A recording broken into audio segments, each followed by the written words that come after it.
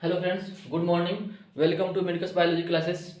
आज हम लोग आईएससी का बायोलॉजी पढ़ेंगे, ठीक ना। और आईएससी का बायोलॉजी अगर हम लोग शुरू कर रहे हैं तो क्या होगा, हम लोग आज जो सेकेंड ईयर का जो बायोलॉजी का क्लास है, ठीक ना, तो सेकेंड ईयर का ही शुरू करेंगे। सेकेंड ईयर का जो फर्स्ट चैप्टर से लेके हम लोग लास्ट चैप्टर तक पढ़ेंगे और एक एक करके अच्छे से पढ़ेंगे और एक्सप्लेनेशन भी अच्छा होगा, ठीक ना। और इसको हम लोग पढ़ते जाएंगे और समझते जाएंगे, ठीक ना। और नोट्स भी हम आप लोग को बनवाते जाएंगे। आप लोग अगर आप लोग सुनेंगे अच्छे से तो खुद ही अपना नोट्स बना लेंगे, ठीक ना। यहाँ पे हम पढ़ाएंगे और बोल भी देंगे, अपना नोट्स आप खुद बना सकते हैं, ठीक है। तो यहाँ से हम लोग जो शुरू करेंगे आईएससी का जो सेकेंड ईयर का बायोलॉजी क्लास है, तो सेकेंड ईयर में फर्स्ट चैप्टर जो है हम लोग का रिप्रोडक्शन दिया हुआ है, ठीक ना। रिप्रोडक्शन दिया हुआ है, यानी कि सेकेंड ईयर का जो पूरा है उसमें क्या है, 5 यूनिट है। पांचों यूनिट में से क्या हुआ, फर्स्ट जो यूनिट है उसमें हम लोग देखेंगे, यानी कि फर्स्ट यूनिट क्या है, रिप्रोडक्शन के बारे में दिया हुआ है। तो फर्स्ट यूनिट का जो फर्स्ट चैप्टर है रिप्रोडक्शन इन ऑर्गेनिजम्स है। उसके बाद से तुम आप लोग का sexual reproduction in flowering plants है, यानी कि रिप्रोडक्शन इन, और रिप्रोडक्शन कहने का मतलब होता है प्रजनन, ठीक ना। अब प्रजनन के बारे में हम लोग पढ़ेंगे, तो प्रजनन क्या होता है उसको भी समझेंगे, ठीक ना। और सबसे जो पहला चैप्टर है रिप्रोडक्शन इन ऑर्गेनिजम्स, यानी कि जीवों में जन्म, ठीक ना। तो पहला चैप्टर कौन सा है हम लोग का, जीवों में जन्म। जीवों में जन्म, इसको इंग्लिश में बोलते हैं रिप्रोडक्शन इन ऑर्गेनिजम्स, ठीक है। तो रिप्रोडक्शन इन ऑर्गेनिजम्स के बारे में हम लोग पढ़ेंगे। तो सबसे पहले हम लोग समझते हैं रिप्रोडक्शन करता कौन है, जो यानी कि जितने भी जीवित जीव हैं वही रिप्रोडक्शन करते हैं, ठीक है। जो रिप्रोडक्शन करते हैं जीवित जीव, तो हमारे पृथ्वी पर जितने भी जीव है सभी क्या करते हैं, यानी कि जीवों की क्या होती है, एक तरह से जन्म होता है तो उसकी मृत्यु भी होती है, ठीक ना। तो जब जन्म होता है और मृत्यु होती है तो उस प्रक्रिया को हम लोग क्या करते हैं, जीवों की जीवन अवधि कहते हैं। यानी कि किसी भी जीव की क्या होती है, एक जीवन अवधि होती है, यानी कि एक निश्चित समय होता है जो जब वो क्या करता है, रिप्रोडक्शन करता है। और एक निश्चित समय होता है जो अब जन्म लेता है, उसके बाद से एक निश्चित समय आता है जो मर भी जाता है, ठीक है। सबसे पहले हम लोग समझते हैं क्या है कि जीवन अवधि कहते किसको है, यानी कि जो जीव है वो क्या कर रहा है, अगर जन्म ले रहा है तो उसकी मृत्यु भी होगी, ठीक है। जब मृत्यु होगी, ठीक है, तो मृत्यु भी होगी, तो यानी कि जो मृत्यु हो रही है उस प्रक्रिया को क्या कहते हैं, हम लोग उसको कहते हैं यानी कि जीवन अवधि कहते हैं, ठीक ना, लाइफ स्पैन, यानी कि जीवन अवधि।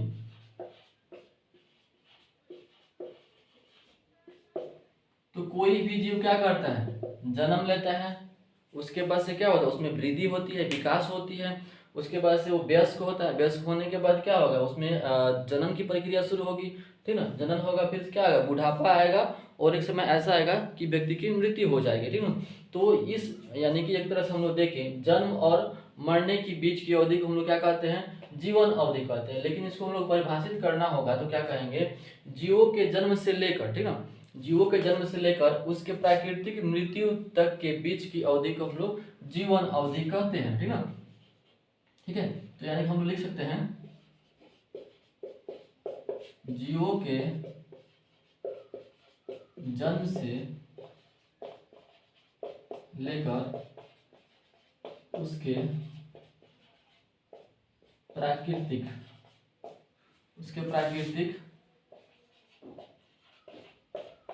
मृत्यु तक के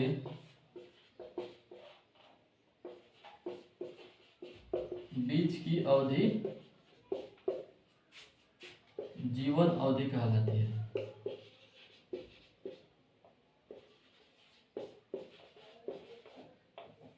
ठीक है, जीवों के जन्म से लेके उसकी प्राकृतिक मृत्यु तक के बीच की अवधि हम लोग क्या कहलाती है, जीवन अवधि कहलाती है, ठीक है। तो सभी क्या होते हैं, यानी कि ये जीव होते हैं, सबसे पहले क्या होते हैं, जन्म लेते हैं। सभी जीव क्या करते हैं, जन्म लेते हैं। उसमें क्या होता है, वृद्धि होता है, विकास होता है, ठीक ना। यानी कि हम लोग क्या लिख सकते हैं, डायरेक्ट विकास होता है, वृद्धि और विकास करते हैं। उसके बाद से जीव में क्या होता है, यानी कि वयस्कता आती है, वयस्क होंगे, ठीक ना। जीव वयस्क होंगे, वयस्क होने के बाद क्या करेंगे, रिप्रोडक्शन की क्रिया करेंगे, यानी कि जनन करेंगे, ठीक ना। जनन या प्रजनन इसको बोलते हैं, ठीक ना। अब जनन करेंगे, जनन करने के बाद क्या आएगा, यानी कि एक समय ऐसा आएगा जो व्यक्ति क्या हो जाएगा, यानी कि वृद्ध हो जाएगा, ठीक ना। वृद्ध हो जाएगा यानी कि बुढ़ापा आ जाएगा, है ना। बुढ़ापा आएगा उसके बाद से इसकी क्या हो जाएगी, मृत्यु हो जाएगी। ठीक है, तो उसके बाद से क्या होती है, उसकी मृत्यु हो जाएगी। अब यही यहाँ से हम लोग देख रहे हैं जन्म और मृत्यु। ठीक है, तो जन्म, तो यहाँ पे हम लोग कह सकते हैं ना कि जीवों का जो जन्म हुआ, जन्म से लेके उसकी प्राकृतिक मृत्यु, इस बीच वाले जितनी भी जो हम लोग देख रहे हैं जो क्रिया हुई है, तो इसको हम लोग कह सकते हैं जीवों के जन्म से लेके उसकी प्राकृतिक मृत्यु तक के बीच की अवधि हम लोग क्या कहलाती है, जीवन अवधि कहलाती है। ठीक है,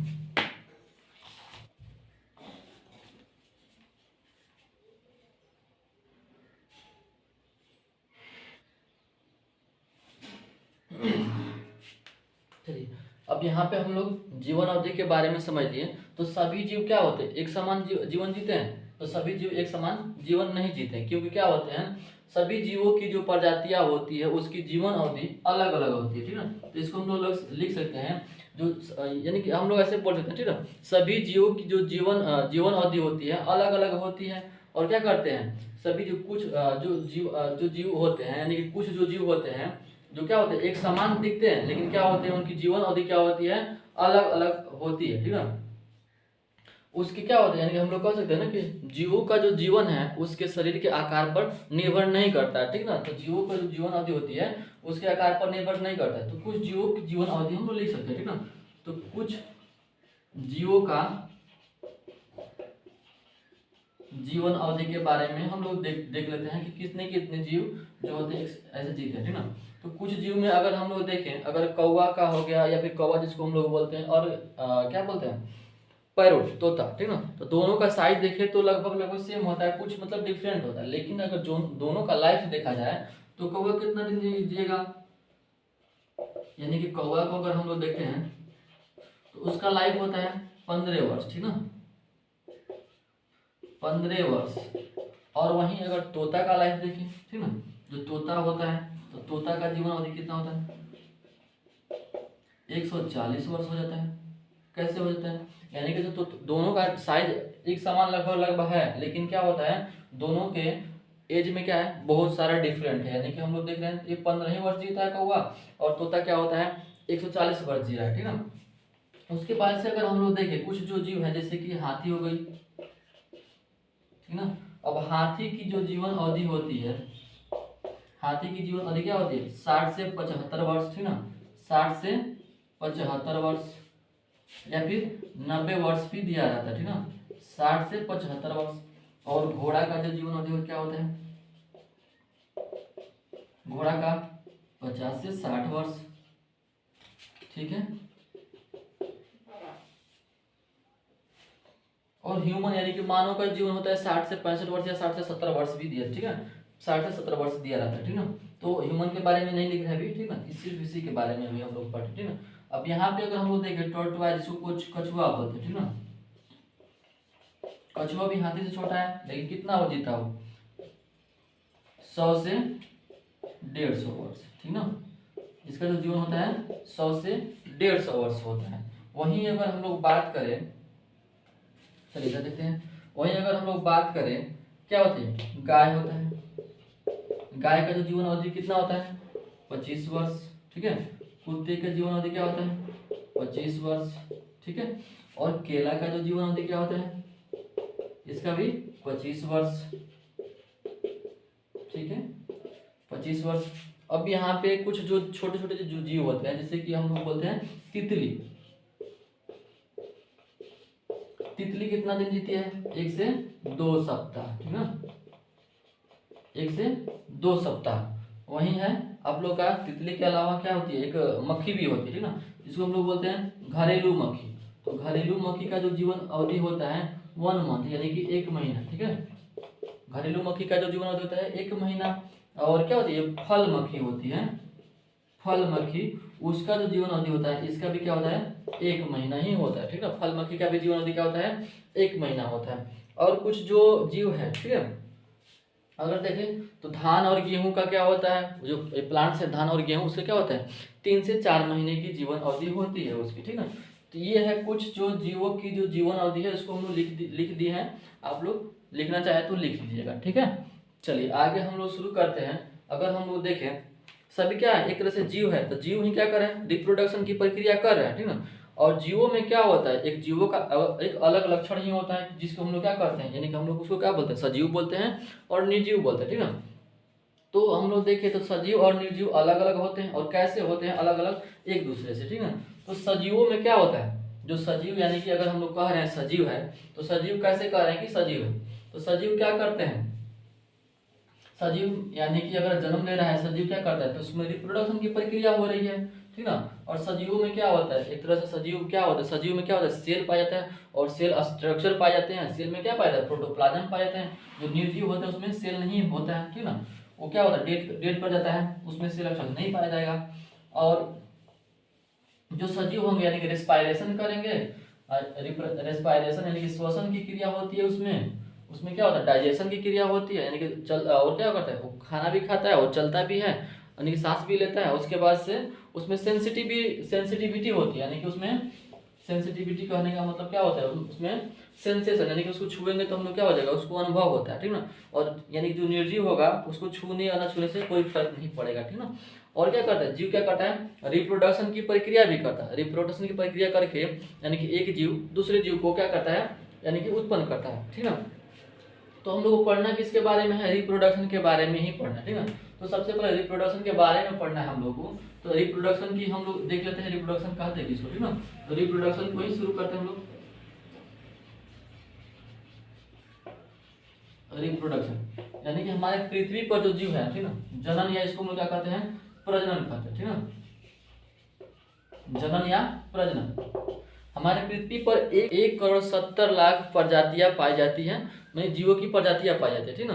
तो हमारे पृथ्वी पर 1,70,00,000 जीवों की प्रजातियां पाई जाती है। तो सभी क्या करते हैं, इस पृथ्वी पर एक तरह से बने हुए हैं। कैसे बने हुए हैं, यानी कि वो बने हुए हैं किस लिए, क्योंकि वो क्या करें, अपने में रिप्रोडक्शन करें। अगर रिप्रोडक्शन नहीं करते तो बहुत सारी प्रजातियां क्या हो जाती है, बहुत सारी क्या, अगर सभी जीव अगर रिप्रोडक्शन नहीं करेंगे, सभी जीवों की प्रजातियां क्या हो जाएगी, एक समय ऐसा आएगा सभी जीव क्या हो जाएंगे, मर जाएंगे, और सभी जीवों की जो प्रजातियां है खत्म हो जाएगी, यानी पृथ्वी पर जीवन ही समाप्त हो जाएगा, ठीक ना।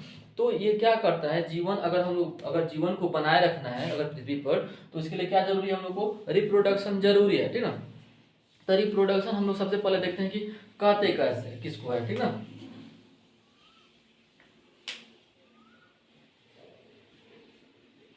चलो ये क्या है, एक रिप्रोडक्शन।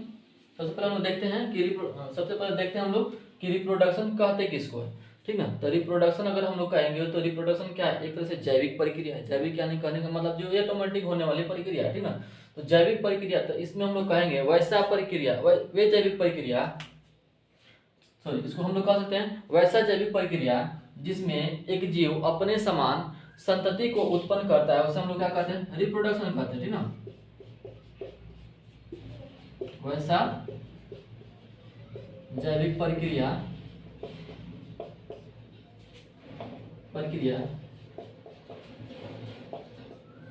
जिसके द्वारा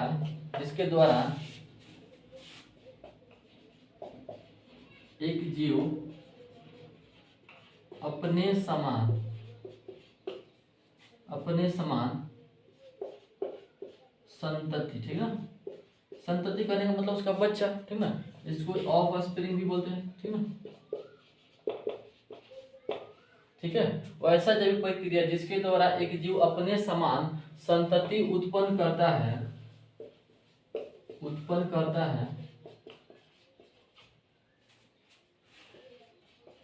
उसे रिप्रोडक्शन कहते हैं या फिर जनन कहते हैं, ठीक ना। रिप्रोडक्शन करते हैं, ठीक है। तो ये हो गया एक सिंपल सा परिभाषा किसका, रिप्रोडक्शन के, यानी कि हम लोगों को प्रजनन का, ठीक ना। तो जीवों की जो जीव जितने भी होते हैं, ये जनन जो हम लोग पढ़ रहे हैं, जीव जितने भी होते हैं जनन करते हैं, ये क्या है, जीवों की एक महत्वपूर्ण लक्षण है, ठीक ना। एक तरह से कह सकते हैं हम लोग क्या होते हैं कि जीवों की एक महत्वपूर्ण लक्षण है, ठीक ना। जैसे क्या होता है, रेस्पायरेशन, डाइजेशन, ये सभी क्या है, जीवों के लक्षण है। उसी तरह क्या है, रिप्रोडक्शन भी जीवों की एक महत्वपूर्ण लक्षण है, ठीक ना। तो हम लोग इसको क्या कहेंगे, रिप्रोडक्शन जीवों की एक महत्वपूर्ण लक्षण है। और रिप्रोडक्शन जीव करते क्यों है, रिप्रोडक्शन यानी कि आवश्यक क्यों है। अगर हम लोग कहें कि रिप्रोडक्शन क्यों आवश्यक है, तो रिप्रोडक्शन क्या है, जीवों की जातीयता उसकी यानी कि प्रजाति जीवों की प्रजातियां और उसकी जातीयता यानी कि बनाए रखने के लिए क्या होता है, फिर से जीवों में जनन आवश्यक है, ठीक ना। या पृथ्वी पर जीवों का जो है अस्तित्व, जो बोलते हैं ना, वो पृथ्वी पर अगर जीवों का अस्तित्व बनाए रखने के लिए क्या है, जीवों में जनन आवश्यक है। अगर जनन नहीं होगा तो पृथ्वी पर से जीवों का जो अस्तित्व है एक समय ऐसा आएगा कि खत्म हो जाएगा, ठीक ना। तो इसीलिए क्या है, रिप्रोडक्शन देखा जाए तो आवश्यक है, ठीक ना। तो जीवों के लिए रिप्रोडक्शन आवश्यक है, ठीक ना। चलिए, अगर हम लोग रिप्रोडक्शन पढ़ रहे हैं तो हम लोग क्या कर सकते हैं इसको, अब रिप्रोडक्शन के बारे में देखते हैं आगे क्या होता है, ठीक ना। पृथ्वी पर कुल ठीक है, तो इसलिए क्या है, आवश्यक है कौन, जनन, ठीक ना। तो पृथ्वी पर लगभग कुल कितने, 1 लाख, ठीक ना। पृथ्वी पर कुल कितने, लगभग 1 करोड़, ठीक ना, 1 करोड़ 70 लाख, 1 करोड़ 70 लाख जीवों की प्रजातियां पाई जाती है, ठीक ना, जीवों की प्रजातियां।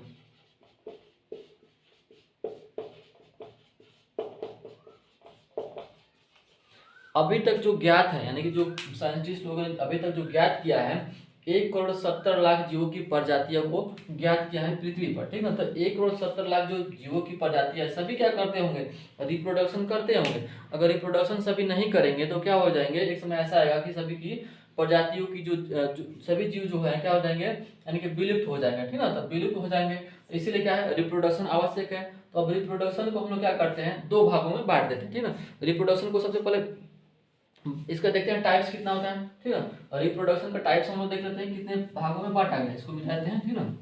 रिप्रोडक्शन के टाइप्स हम लोग देखते हैं, ठीक है। तो यहाँ हम लोग इसको रहने देते हैं रिप्रोडक्शन, ठीक है। तो रिप्रोडक्शन को मुख्य रूप से 2 भागों में बांटा गया, ठीक ना। रिप्रोडक्शन को मुख्य रूप से 2 भागों में बांटा गया, कौन कौन सा एक है, एसेक्सुअल रिप्रोडक्शन, एसेक्सुअल को क्या कहते हैं हम लोग, अलैंगिक जनन,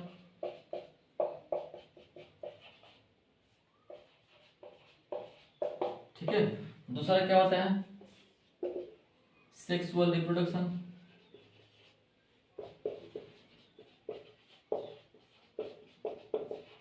सेक्सुअल रिप्रोडक्शन को बोलते हैं लैंगिक जनन, ठीक है। तो हम लोग रिप्रोडक्शन को 2 भागों में यानी टाइप्स ऑफ रिप्रोडक्शन बोले तो क्या होगा, एक सेक्सुअल रिप्रोडक्शन और सेक्सुअल रिप्रोडक्शन, यानी 2 भागों में बांटा गया, कौन कौन से, अलैंगिक जनन और लैंगिक जनन। देखिए, अब अलैंगिक जनन क्या होता है और लैंगिक जनन क्या होता है, ठीक है। तो अगर हम लोग कहें अलैंगिक जनन क्या होता है, तो अलैंगिक जनन क्या होता है, यानी कि जो रिप्रोडक्शन की प्रक्रिया होती है, इसमें अलैंगिक जनन में जो रिप्रोडक्शन की प्रक्रिया होती है वो क्या होती है, एक सिंगल जीव से एक दूसरे जीव की उत्पत्ति हो जाती है। तो ऐसे रिप्रोडक्शन को हम लोग क्या कहते हैं, अलैंगिक जनन कहते हैं। इसमें केवल एक ही जनक की आवश्यकता होती है, ठीक ना। वैसा रिप्रोडक्शन जिसमें एक, इसको हम लिख सकते हैं वैसा रिप्रोडक्शन, वैसा जनन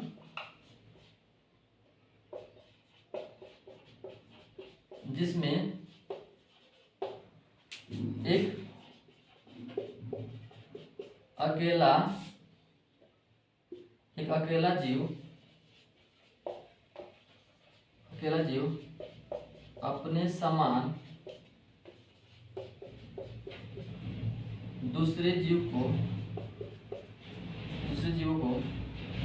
समान दूसरे जीव को उत्पन्न करता है, उससे क्या कहते हैं हम लोग, अलैंगिक जनन कहेंगे, ठीक ना। उसे क्या कहेंगे, अलैंगिक जनन कहते हैं।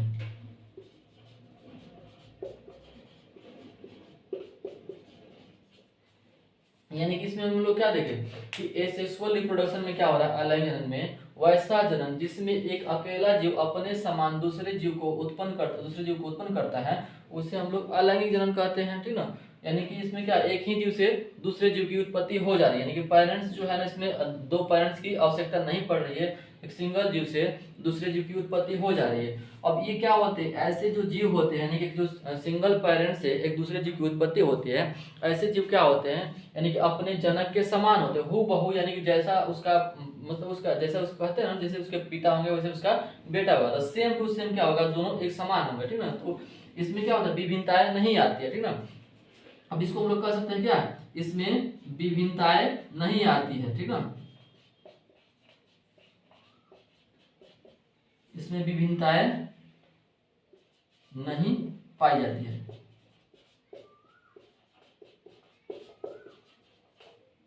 ये क्या होते हैं, ये अपने ये क्या होते हैं, अगर अनुवांशिक रूप से देखा जाए, ये अनुवांशिक और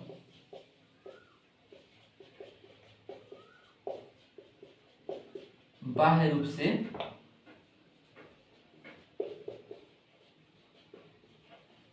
अपने जनक के समान होते हैं।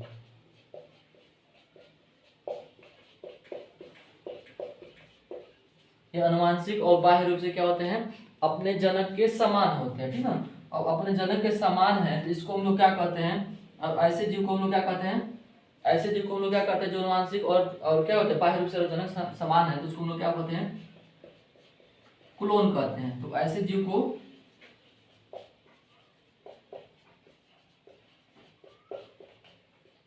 क्लोन कहा जाता है, ठीक है। तो ऐसे जीव को क्या कहा जाता है, क्लोन कहा जाता है, ठीक ना। तो यानी कि हम लोग देखें एसेक्सुअल रिप्रोडक्शन, वैसा जन्म जिसमें एक अकेला जीव अपने समान दूसरे जीव को उत्पन्न करता है, उसे क्या कहते हैं, अलैंगिक जन्म कहते हैं। और इसमें क्या होता है, विभिन्नताएं नहीं पाई जाती है। ये क्या होता है, ये अनुवांशिक और बाह्य रूप से अपने जनक के समान होते हैं, और ऐसे जीव को हम लोग क्या कहते हैं, क्लोन कहते हैं, क्लोन, ठीक है।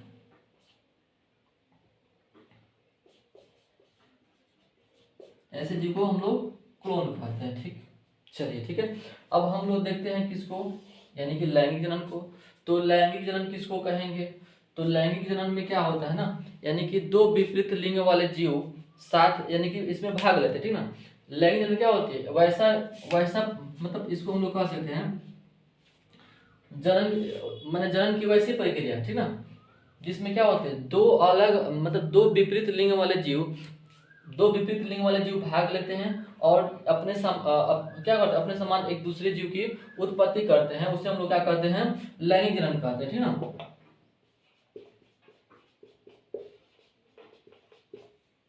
इसको हम लोग कह सकते हैं वैसा जन्म जिसमें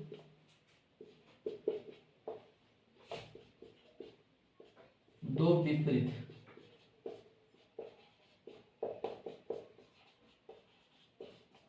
विपरीत लिंग वाले जीव भाग लेते हैं और अपने समान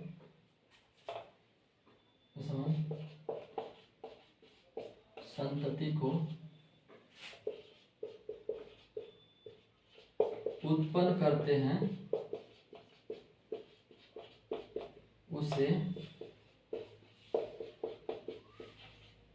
लैंगिक जनन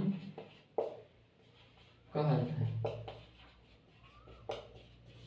ठीक है। तो यहाँ पे हम लोगों ने क्या देखा, दो विपरीत लिंग वाले जीव क्या हुए, यानी कि वैसा जनन जिसमें दो विपरीत लिंग वाले जीव भाग लेते हैं और अपने समान संतति को उत्पन्न करते हैं, उसे हम लोग क्या कहते हैं, लैंगिक जनन कहते हैं, ठीक ना। तो इसमें हम लोग अगर कह रहे हैं तो इसमें क्या होगा, विभिन्नताएं आएंगी, यानी कि दो विपरीत लिंग वाले जीव एक साथ अगर भाग ले रहे हैं, कहने का मतलब क्या होगा, इसमें कौन कौन से भाग लेते हैं, अगर दो जीव है, एक मेल होगा एक फीमेल होगा, ठीक है। तो इसमें क्या होगा, एक मेल होगा एक फीमेल होगा। तो मेल से क्या मेल गैमीट बनेंगे, ठीक ना, मेल से क्या बनेंगे, मेल गैमीट, और फीमेल से क्या बनेगा, फीमेल गैमीट।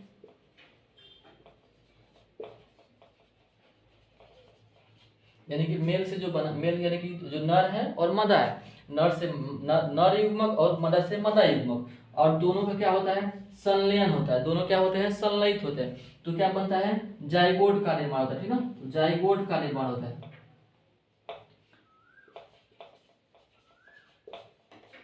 जाइगोट यानी कि युग्मनज का,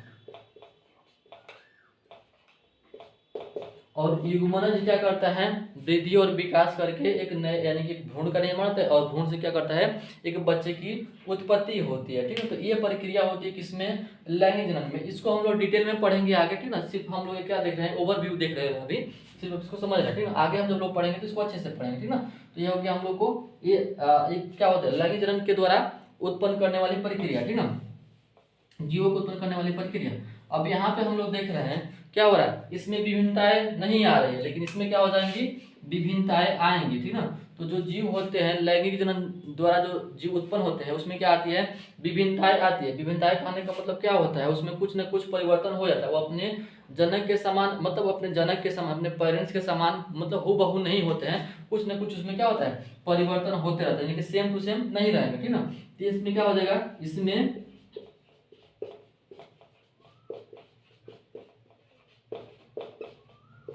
विभिन्नताएं आती है, और इसमें क्या दिया गया, ये अनुवांशिक और बाह्य रूप से अपने जनक के समान होते हैं, ठीक है। ये अगर समान होंगे तो इसको हम लोग क्लोन कहेंगे, लेकिन इसमें क्या हो रहा है, इसमें विभिन्नताएं आती है तो क्या होंगे, ये अपने जनक के समान नहीं होंगे, ठीक ना। इसमें क्या होती है, ये अपने जनक के हूबहू समान नहीं होता, ठीक ना। तो ये होता है हम लोग को लैंगिक और अलैंगिक जनन, ठीक ना। तो सबसे पहले हम लोग क्या पढ़ लेंगे, अलैंगिक जनन के बारे में पढ़ेंगे, फिर क्या करेंगे, हम लोग को लैंगिक जनन के बारे में आगे पढ़ेंगे, ठीक है। तो सबसे पहले हम लोग क्या देख ले रहे हैं, अलैंगिक जनन की प्रक्रिया के बारे में हम लोग समझ ले रहे हैं, ठीक ना। तो इसको हम लोग मिटा देते हैं, ठीक ना। ये हो गया हम लोग को क्या हुआ, रिप्रोडक्शन यानी कि जनन की दो भागों में बांट दिए हम लोग, जिसमें क्या होता है, अलैंगिक जनन और अलैंगिक जनन और लैंगिक जनन, ठीक ना। अब अलैंगिक जनन को डिटेल में पूरा पढ़ते हैं कि अलैंगिक जनन की प्रक्रिया होता कैसे है और उसमें क्या क्या कौन कौन से जीव भाग लेते हैं, ठीक ना। तो इसको हम लोग मिटाते हैं, फिर इसको शुरू करते हैं, एसेक्सुअल रिप्रोडक्शन यानी कि अलैंगिक जनन।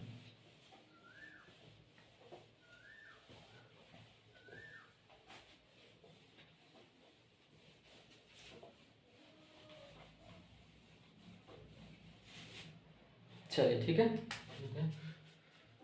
क्या पढ़ना हम लोग को, एसेक्सुअल रिप्रोडक्शन।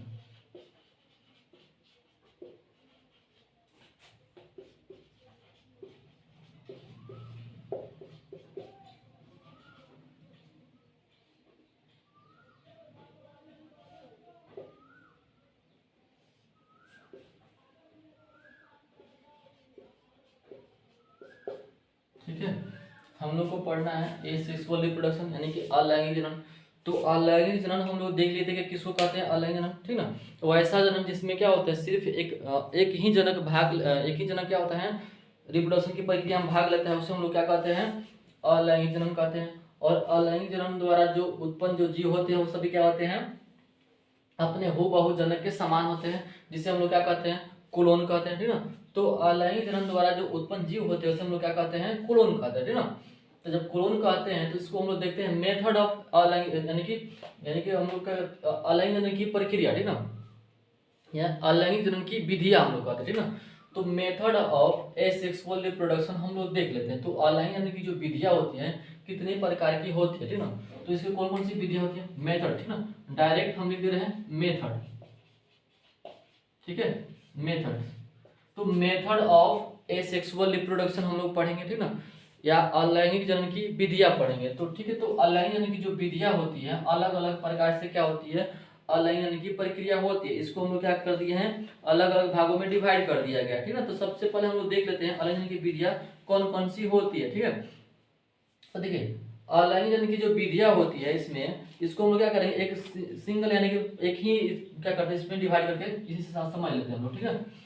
तो हम लोग क्या देखेंगे अभी, अलैंगिक जनन की विधियां, ठीक है। तो अलैंगिक जनन की विधियां हम लोग देख रहे हैं, तो सबसे पहले क्या करेंगे, इसको यहां से चलिए इसको सीधा कर देते हैं खड़ी लाइन में। इसमें क्या होता है, फर्स्ट में, ठीक है, फर्स्ट में हम लोग पढ़ने किसका, फ्यूजन, इसको हम लोग कहते हैं विखंडन, ठीक है, फिजन, विखंडन, ठीक है, विखंडन। उसके बाद से क्या होता है, विखंडन, बर्डिंग,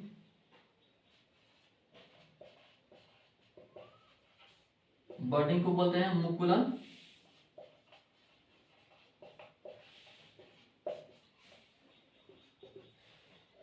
फ्रेगमेंटेशन,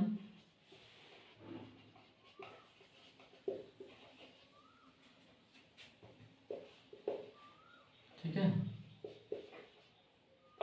फ्रेगमेंटेशन, फ्रेगमेंटेशन को फ्रेगमेंटेशन होता है, फ्रेगमेंटेशन, विखंडी जनन, फ्रेगमेंटेशन को बोलते हैं हम लोग विखंडी जनन।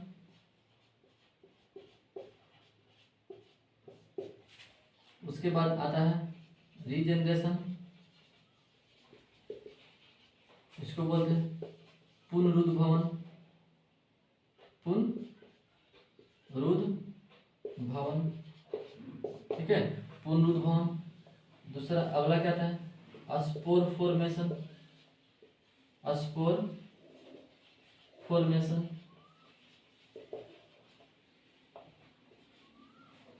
Spore formation. स्पोर फॉर्मेशन के बाद क्या आता है हम लोग को, चलिए यहाँ पे स्पोर फॉर्मेशन हो गया। स्पोर फॉर्मेशन के बाद क्या आएगा हम लोग को, वेजिटेटिव प्रोपोगेशन, वेजिटेटिव प्रोपागेशन, ठीक ना। तो वेजिटेटिव जो प्रोपागेशन होता है या फिर वेजिटेटिव रिप्रोडक्शन, ठीक है, तो वेजिटेटिव प्रोपागेशन या फिर वेजिटेटिव प्रोपागेशन, ठीक ना। तो वेजिटेटिव को बोलते हैं कायिक, ठीक ना, कायिक प्रवर्धन, ठीक है। तो यहाँ पे हम लोगों ने क्या देखा, यानी कि जो मेथड ऑफ एसेसुअल रिप्रोडक्शन है, इसको हम लोगों को 6 भाग में बांट दिए। कौन कौन सा, fission, budding, fragmentation, regeneration, spore formation और वेजिटेटिव प्रोपगेशन, ठीक ना। तो सबसे पहले हम लोग देख लेते हैं, अब इसमें भी कुछ अलग अलग भाग में पाए जाते हैं, ठीक ना। तो फर्स्ट में अगर हम लोग देखते हैं तो फिजन को क्या भाग, 2 भागों में बांट दिया गया, ठीक ना। फिजन को 2 भागों में बांट दिया गया है। एक होता है बाइनरी फिजन, ठीक ना, एक होता है बाइनरी फिजन, और दूसरा हो जाता है आप लोगों को मल्टीपल फिजन, ठीक है। बाइनरी फिजन और मल्टीपल फिजन यानी कि द्विविखंडन और बहुविखंडन। और जो वेजिटेटिव प्रोपगेशन होता है, वेजिटेटिव प्रोपगेशन, इसको भी क्या किया गया है, 2 भागों में, ठीक है। वेजिटेटिव जो प्रोपगेशन, इसको भी क्या करते हैं हम लोग को 2 भागों में बांट देते हैं। कौन कौन से, एक होता है नेचुरल, एक क्या होता है आर्टिफिशियल।